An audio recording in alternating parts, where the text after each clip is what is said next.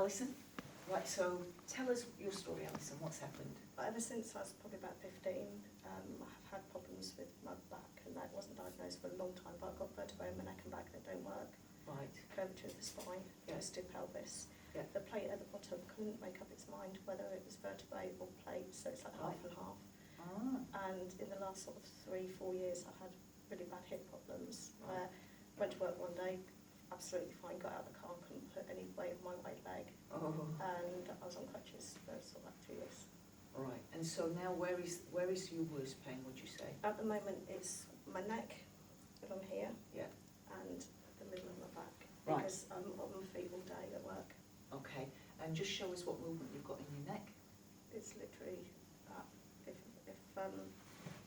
I just haven't got much flexibility in my neck. Yeah. So I'm going to get you to take your neck up, and I'm going to do the same at the same time, just so that the camera can see the difference. Can you see the difference?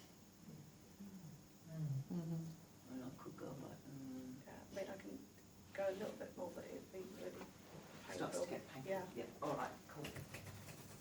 Right. So the surgeon that normally works through me is called Dr. Augusto de Almeida, but because I'm working on a neck or a back, usually there's a switch to one called Dr. Osvaldo Cruz, where he specialises in spines. That's his thing. Any spines, paraplegia, he's the man.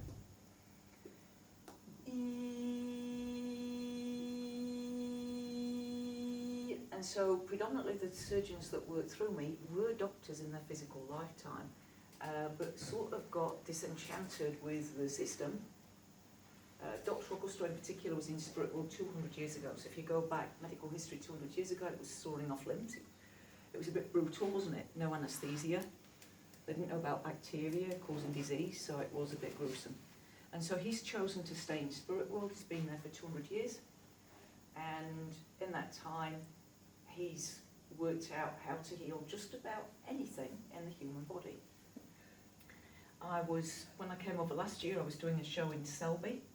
And at that show, there was a lady there waiting to see me with a baby, a newborn baby, that had got a whole raft of health conditions and brain problems. And he just held that baby for about half an hour before the show started. And at that point, I realised just what he had given up. In being in spirit world, he'd not held a human child for 200 years. Yeah, so they give up. There's a sacrifice that they do for us. When he first started working through me, I was very much in awe of him. Oh, he's amazing. And then he said, look, if you'd spent 200 years in spirit world without a wife, without kids, not having to work, not having to pay taxes, you would think and act as he does. Yet here on a physical level, we get distracted, don't we, with life? Lots of things come in and take our time, our energy, our dollars. Yeah, but imagine if you didn't have any of those distractions, you'd evolve much faster. Now, what's happening for you? What can you feel happening? I've got some sort of like warmth at the back of my head. Some warmth at the back of your head, yeah. And one of my hands is gently touching your right shoulder, the other one's over the top of your head. So that warmth it's not a physical phenomenon, it's more a supernatural one. Yeah, so it's sort of like at the base of my skull. Yeah, lovely. And that's where most of your problem is, right, tucked in the base of the skull. I am now touching you on your head. Don't want you jumping out the chair thinking, ooh, there's a hand on the top, that's my hand on the top of your head. All right. And what I'm feeling in there is I'm feeling a mix of cold and warm air, and it shouldn't be like that. It shouldn't be like that. So they're just re-resonating the energy. So sometimes the surgeons will take away energy, sometimes they'll bring energy in, sometimes they re-resonate. There's a lot for us to learn from these beings. I've been working with them for 25 years, and I know this much, and they know huge amounts. But not only can they help us with our physical bodies, I'm sure they could sort out Brexit if we asked them. And a few other things, because it's all about having a different perspective.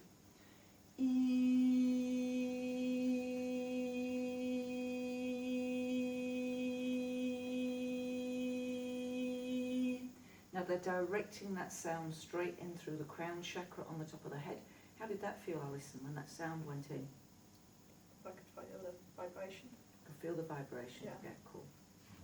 Right, now just try that neck moving again, just to see how that feels. Yeah, a lot better. Yeah. Yeah, I couldn't do that before. No, and try side to side as well. We didn't check that on camera, but Right. It's little bit clicky on this side. Yeah. Much Cool. better. All right, so we'll just finish sorting out the neck and then we'll move on to your back. God bless. Now, the beautiful thing about this show is you can receive a healing sat in the audience. You don't have to come out the front. And most people don't grasp that when they come to the events. These are invisible beings. There's at least 40 of them in the room, and you can just sit there and ask to be worked on, and they can work on you without me needing to wave my hands around. God bless. So whatever it is you want, just silently now, just go into your heart, not your head, go into your heart, and just ask for the healing you want. All right. Now, as I'm working on Alison's neck, there's a real difference. This hand's feeling quite normal, my right one, but my left one's got these tingles that are not good tingles. That's the energy that's being taken out of there.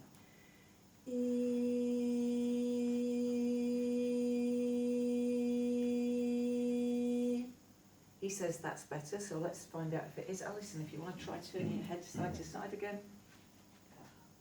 So it's better, right? That is actually amazing. Yeah, and I will say at this stage, I'm not hypnotising anybody and making it. I mean, if that worked, then we'd all be going to hypnotists rather than doctors, wouldn't we?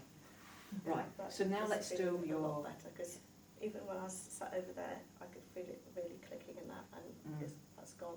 Excellent. So now we're going to do your back. So just come and stand here. Right. So you'll notice there's no struggle with what I do. There's hardly even any trying. I don't now try to do stuff. You either do it or you're done.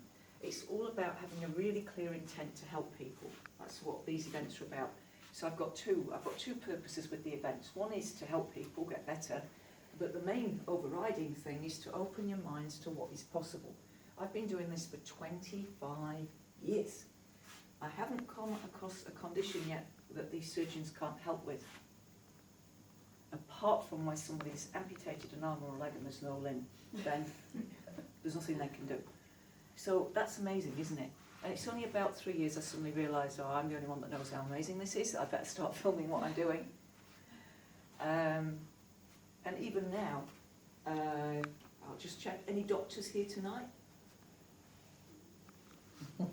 No, there's been 2 doctors. This is my 74th event in the UK. And only 2 doctors have come. One at an event in Birmingham, and one at an event in Croydon. Other than that, the doctors don't come and see me. Wouldn't you think they'd want to know? Both of them want to learn, by the way. Both of them want to learn how to do this themselves.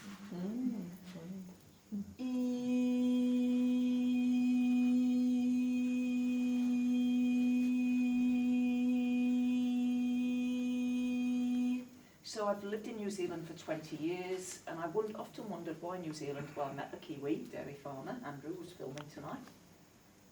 He got me pregnant and whisked me back to New Zealand.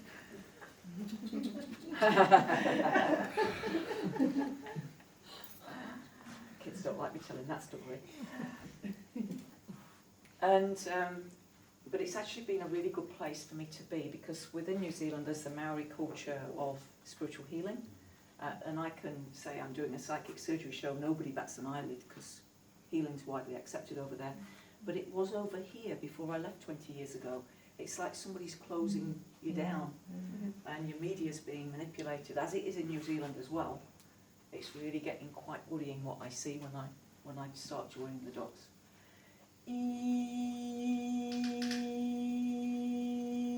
I'll give you an example of something I saw in a New Zealand newspaper. And I'll just start by saying I'm not anti-vax, but what I saw in a New Zealand paper before I left was this. That measles kills 50% of those people that contract it. Really? Hands up if you have measles. And you're still here. Do you know anybody that ever died of measles? No. Used to. No. With measles, if it goes untreated and it becomes either pneumonia or encephalitis, there's a risk. But the death rate is certainly not 50%, is it? But that's what our media in New Zealand are telling us, and that's being put out by the Ministry of Health. And they're pushing their compulsory vaccination, and I'm pro-choice. I think you should be able to have choice. Yeah.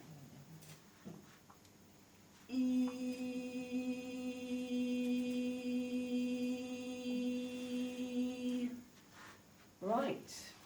walk around a little bit if you would. It's not as tight here. Oh, that's good, isn't it? Yeah. How's it feeling? Lot Pretty better. good?